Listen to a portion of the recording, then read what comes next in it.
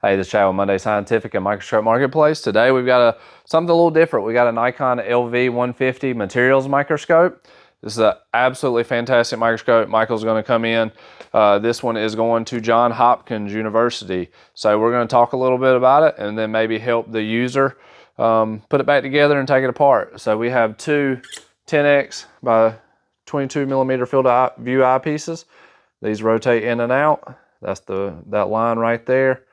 If you go right there to the edge, that is your starting point. That's 0. You have these notches that go right here. You'll see it click in. And once it clicks in, you can adjust those with one hand. You have a true split camera, 100% of the light going to the eyepieces, 100% going to the camera. You have a camera adapter here. This customer is using their own camera, but we have a camera on it today just to kind of show everything about the microscope, and we'll show you on the screen. 2 millimeter Allen wrench does about everything with this microscope. So we're going to take the head off. The head comes off. We'll set it off to the side, and you have a Brightfield, Darkfield illuminator on this microscope. So with this in, it's in Brightfield. With this out, it's in Darkfield.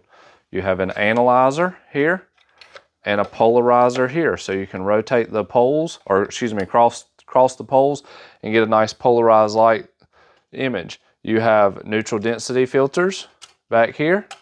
So you can push these in and adjust the light, get some different contrasts, and make the light a little brighter, a little darker, whatever you need. So to take this illuminator on and off, we're going to use this 3 millimeter Allen wrench. These loosen like this.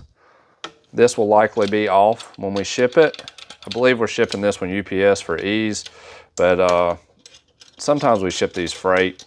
But if we're shipping it, we're taking this off to make sure it gets there safely. Once you take all these off, those are loosened. This 2 millimeter Allen wrench goes in here.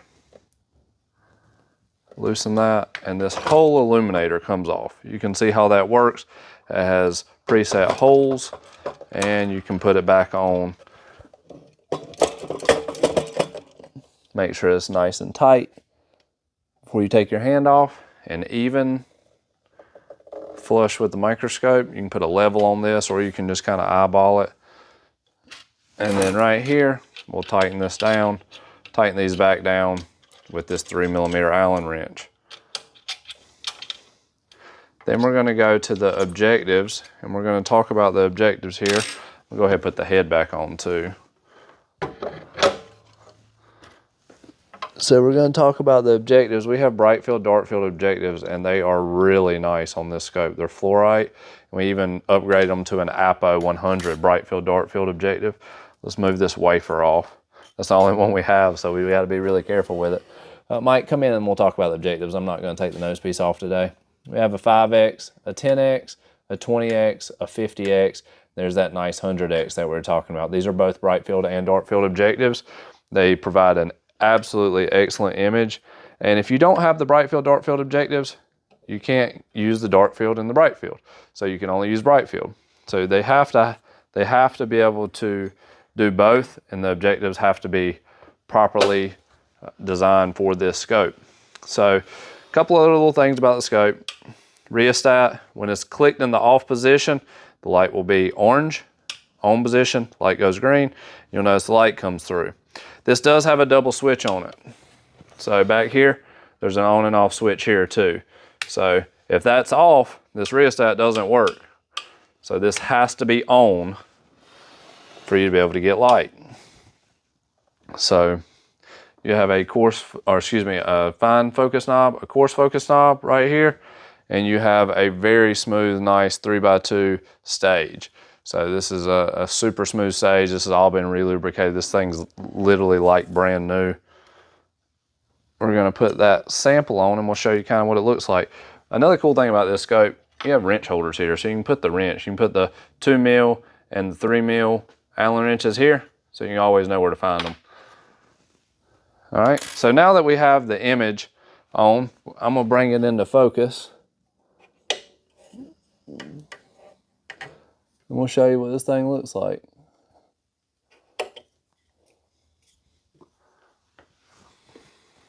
So that's what the wafer looks like. Mike, can you see that on the screen pretty good? Mm-hmm. All right, so we have the analyzer and polarizer in. I'm gonna cross the poles down. You can see what it looks like with the polarization crossed. You can see some other things that you typically wouldn't be able to see. And I'll show you out something cool. Now you have to turn the light up. I recommend taking the analyzer and polarizer and pull them to the out position for whenever you use Darkfield, so you can get some extra light. But the Darkfield, look at that. That looks fantastic. So you have Darkfield image, super sharp, super crisp. This scope works great. If you got any questions about it, you can email us at info@mundaymicroscope.com. Always give us a call, 919-775-5596. If this video brought you value, please like and subscribe. Thanks.